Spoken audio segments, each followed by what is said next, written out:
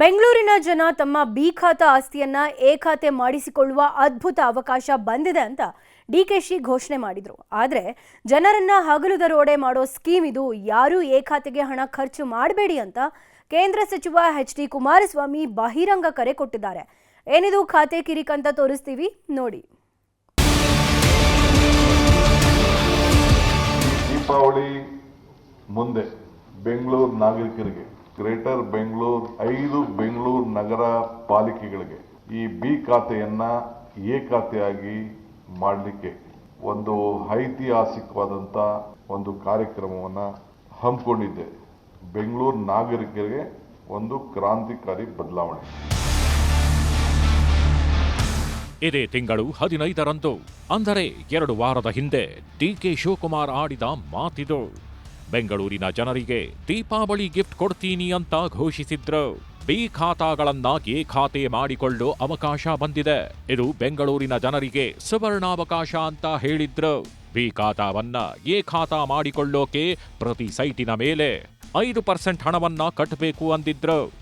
ಆದರೆ ಬೆಂಗಳೂರಿನ ಜನ ಯಾವುದೇ ಕಾರಣಕ್ಕೂ ಡಿಕೆ ಶಿವಕುಮಾರ್ ಅವರ ಮಾತಿಗೆ ಮರುಳಾಗಬೇಡಿ. ಓಪನ್ ಆಗಿ ಹೇಳ್ತಿದ್ದೀನಿ, ಯಾರು ಬಿ ಖಾತಾದಿಂದ ಎ ಖಾತಾಗೆ ದುಡ್ಡು ಕಟ್ಟಬೇಡಿ. ಇದು ಸರ್ಕಾರದ ಬಹುದೊಡ್ಡ ಲೂಟಿ ಅಂತ ಎಚ್.ಡಿ. ಕುಮಾರಸ್ವಾಮಿ ಕರೆ ಕೊಟ್ಟಿದ್ದಾರೆ. ಬಿ ಖಾತಾಯಿಂದ ಎ ಖಾತಾ ಇವತ್ತು ಪರಿವರ್ತನೆ ಮಾಡ್ಕೊಳ್ಳಿಕ್ಕೆ ದೀಪಾವಳಿಯ ಸಂದರ್ಭದಲ್ಲಿ ನಾಡಿನ ಜನತೆಗೆ ಉಡುಗೊರೆ ನೀಡ್ತಾ ಇದ್ದೇವೆ ಅಂತ ಹೇಳಿ ಈ ಸರ್ಕಾರದ ಘೋಷಣೆಗಳೇನಿದೆ ಇದು ಮತ್ತೊಂದು ರೀತಿ ನಾಡಿನ ಜನತೆಗೆ ಟೋಪಿ ಆಗ್ತಕ್ಕಂಥ ಕೆಲಸ ಇದೆ. ಬಿ ಖಾತಾದಿಂದ ಎ ಖಾತಾಗೆ ಟ್ರಾನ್ಸ್ಫರ್ ಮಾಡಿಬಿಟ್ರೆ ಪ್ರವಾಹ ಆಗೋದು ತಪ್ಪುತ್ತೆ, ಕಟ್ಟಡಗಳು ಬಿದ್ದೋಗೋದು ತಪ್ಪುತ್ತೆ. ಇದು ಏನಾದರೂ ಯಾರಾದರೂ ಒಪ್ಪತಕ್ಕಂಥ ಮಾತಾ? ಹಿಂದಿನ ಹಲವಾರು ಸರ್ಕಾರಗಳಲ್ಲಿ ತೀರ್ಮಾನಗಳು ತಗೊಂಡಿದ್ದೀವಿ. ಎಷ್ಟು ದಿವಸ ಜನಗಳಿಗೆ ಈ ಥರ ಹಗಲು ದರೋಡೆ ಮಾಡ್ತೀರಿ? ಇದನ್ನು ನಾನು ಕೇಳಲಿಕ್ಕೆ ಬಯಸ್ತೀನಿ ಸರ್ಕಾರಕ್ಕೆ. ಪಾಪ ಅಸೂಯಾಗಿ ನಾವು ಮಾತಾಡ್ತೀವಂತ, ಮಾತಾಡಲಿ, ಸಂತೋಷವಾಗಿರಲಿ ಮಾತಾಡ್ಕೊಂಡು ಅಂತ ಹೇಳ್ತಾರೆ. ಅಸೂಯಾಗಿ ಮಾತಾಡ್ತೀವಂತ ನಾವು.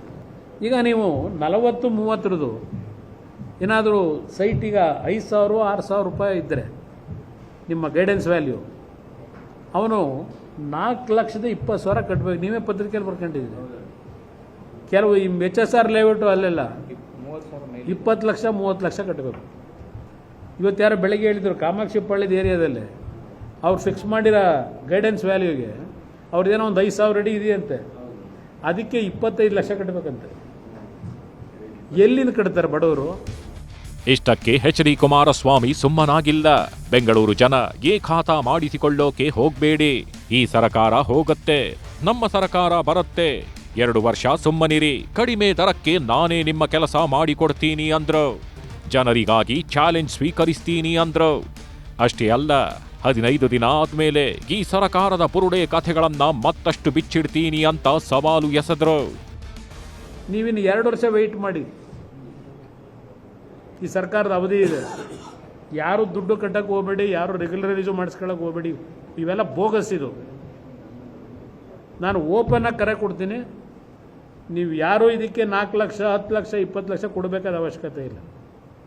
ಹಿಂದೆ ಏನು ಸಿಸ್ಟಮ್ ಇತ್ತು ಆ ಸಿಸ್ಟಮ್ನಲ್ಲೇ ನಿಮಗೆ ಸುಲಭವಾಗಿ ನಿಮ್ಮ ಆಸ್ತಿ ನಿಮಗೆ ಯಾವ ರೀತಿ ಹಣ ಖರ್ಚಿಲ್ಲದೆ ನಿಮಗೆ ದೊರಕಬೇಕು ಆ ಕೆಲಸ ಮಾಡಿಸ್ಕೊಡ್ತಕ್ಕಂಥದ್ದು ನಮ್ಮ ಜವಾಬ್ದಾರಿ, ಜನತಾದಳದ ಜವಾಬ್ದಾರಿ. ಈ ದಾರಿ ತಪ್ಪತಕ್ಕಂಥ ಕೆಲಸ, ದೀಪಾವಳಿ ಉಡುಗೊರೆ, ಇದಕ್ಕೆ ದಾರಿ ತಪ್ಕೋಬೇಡಿ, ನಿಮ್ಮ ಮನೆ ಹಾಳು ಮಾಡ್ಕೋಬೇಡಿ. ಈಗಲೂ ಹೇಳ್ತೇನೆ, ಈ ಚಾಲೆಂಜನ್ನು ನಾನು ಸ್ವೀಕಾರ ಮಾಡ್ತೀನಿ. ಈ ನಾಡಿನ ಬೆಂಗಳೂರು ನಗರದ ನಾಗರಿಕರಿಗೆ, ಜನಕ್ಕೆ ಈ ಸರ್ಕಾರ ದಾರಿ ತಪ್ಪಿಸ್ತಕ್ಕಂಥ ಕೆಲಸಕ್ಕೇನು ಕೈ ಹಾಕಿದ್ದಾರೆ, ಹಗಲು ದರೋಡೆ ಕೆಲಸ ಮಾಡಲಿಕ್ಕೆ ಏನು ಹೊರಟಿದ್ದಾರೆ, ಇದಕ್ಕೆ ಯಾವುದೇ ಕಾರಣಕ್ಕೂ ನೀವು ಮರಳಾಗಬೇಡಿ. ಇದು ಭಾಳ ಸ್ಪಷ್ಟವಾಗಿ ಹೇಳ್ತೇನೆ. ನಿಮ್ಮನ್ನು ಉಳಿಸ್ತಕ್ಕಂಥ ಜವಾಬ್ದಾರಿ ನಮ್ಮದು. ಬೇರೆ ಮುಂದಿನ 15 ದಿವಸ ಆದಮೇಲೆ ಬರ್ತೀನಿ ಮತ್ತೆ ಡೆಲ್ಲಿಯಿಂದ. ಆಗ ನಿಮಗೆ ಹಲವಾರು ವಿಷಯಗಳಿವೆ. ಪಾಪ ಇವರು ಯಾವ ಮಟ್ಟಿಗೆ ಜನಗಳು ಉದ್ಧಾರ ಮಾಡ್ತಾವ್ರೆ, ಆಸ್ತಿ ಹಂಗೆ ನಡೀತಿದೆ ಅವೆಲ್ಲ ಆಮೇಲೆ ನೆಕ್ಸ್ಟ್ ಬರ್ತೀನಿ. ನಿಮ್ಗೆ ಭಾಳ ಇಶ್ಯೂಗಳಿಂದ ಬುರುಡೆ ಕತೆ ಮತ್ತು ಯಾವ್ಯಾವುದು ಬೇರೆ ಬುರುಡೆ ಕಥೆಗಳಿವೆ, ಅದೆಲ್ಲ ಆಮೇಲೆ ಕೊಡ್ತೀನಿ. Command tell you what is your commitment. ಜನ ನಿನ್ಗೆ ಓಟ್ ಕೊಟ್ಟಿದ್ದಾರೆ ತಾನೆ, ದೊಡ್ಡ ದೊಡ್ಡ ಸ್ಥಾನ ಎಲ್ಲ ಬಂದಿದೆ ತಾನೆ. Come let us face public ಮುಂದೆ ಉತ್ತರ ಕೊಡೋದು. ನಾವು ಬರೀ ಹಿಟ್ ಆ್ಯಂಡ್ ರನ್ ಮಾಡೋದಲ್ಲ. ಇವೆಲ್ಲ ಯಾವಾಗಲೂ ಕೂಡ ಎಲ್ಲರಿಗೂ ಎದುರಿಸ್ಕೊಂಡು ಹಿಟ್ ಆ್ಯಂಡ್ ರನ್ ಮಾಡಿಕೊಂಡು ಬ್ಲ್ಯಾಕ್ ಮೇಲ್ ಮಾಡ್ಕೊಂಡು ಹೋದಂಗಲ್ಲ. ಅಸೆಂಬ್ಲಿ ಅದೇನೋ ತೆಗಿತೀನಿ ಪೆನ್ ಡ್ರೈವ್ ತೆಗಿತೀನಿ ಅಂತಾರಲ್ಲ, ಇದೆಲ್ಲ ಅಲ್ಲ. ಈಗೂ ಬಿಚ್ಚಲಿ, ಇಡೀ ಕೇಂದ್ರ ಸರ್ಕಾರನೇ ಇದೆಯಲ್ಲ, ಎಲ್ಲ ಜೊತೆಲಿ ಬಿಚ್ಚಲಿ. ಇದಕ್ಕೆಲ್ಲ ಡಿ ಕೆ ಶಿವಕುಮಾರ್ ಎದುರ ಮಗ ಅಲ್ಲ. ಎಲ್ಲ ಎಷ್ಟು ಸತಿ ಆಯ್ತು ಈ ಡೈಲಾಗ್. ಎಷ್ಟಕ್ಕೆ ಕಳೀತು ಇವ್ರ ಲೀಡರ್ಶಿಪ್ಪಲ್ಲಿ? 18ಕ್ಕೆ ಕಳೀತು. ನೆಕ್ಸ್ಟ್ ಇವ್ರ ಲೀಡರ್ಶಿಪ್ಪಲ್ಲಿ 8ಕ್ಕೋ 9ಕ್ಕೋ ಇಳಿತಾರೆ.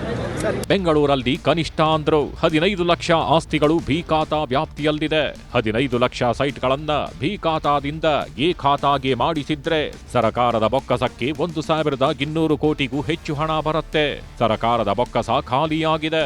ಅದಕ್ಕೆ ಜನರಿಂದ ಹಗಲು ದರೋಡೆಗೆ ಇಳಿದಿದ್ದಾರೆ ಅನ್ನೋದು ಎಚ್ಡಿಕೆ ನೇರ ಆರೋಪ. ಈ ಆರೋಪಕ್ಕೆ ಉಪಮುಖ್ಯಮಂತ್ರಿ ಡಿಕೆ ಶಿವಕುಮಾರ್ ಏನು ಉತ್ತರ ಕೊಡ್ತಾರೆ ಗೊತ್ತಿಲ್ಲ. Bureau report, news 18.